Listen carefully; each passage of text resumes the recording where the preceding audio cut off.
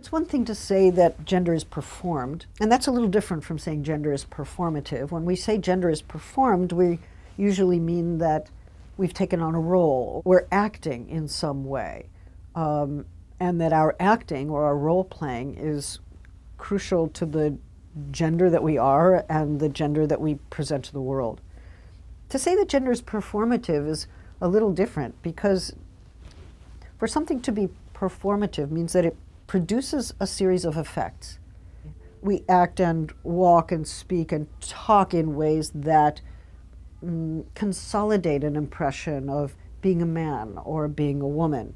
You know, I was walking down the street in Berkeley when I first arrived several years ago, and a young woman who was, I think, in high school leaned out of her window and she yelled, "Are you a lesbian?" And she was looking to harass me.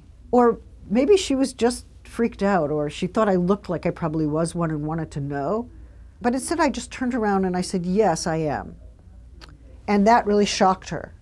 We act as if that being of a man or that being of a woman is actually an internal reality or something that's simply true about us, a fact about us. Actually, it's a phenomenon that's being produced all the time and reproduced all the time. So to say gender is performative is to say that nobody really is a gender from the start. I know it's controversial, but that's my claim. Think about how difficult it is for sissy boys, or how difficult it is for tomboys to function socially without being bullied or without being teased or without sometimes suffering threats of violence. Or without their parents intervening to say, maybe you need a psychiatrist, or why can't you be normal? So, you know, there are institutional powers like psychiatric normalization, and there are informal kinds of practices like bullying, which try to keep us in our gendered place. There's a real question for me about how such gender norms get established and policed, and what the best way is to disrupt them and to overcome the police function.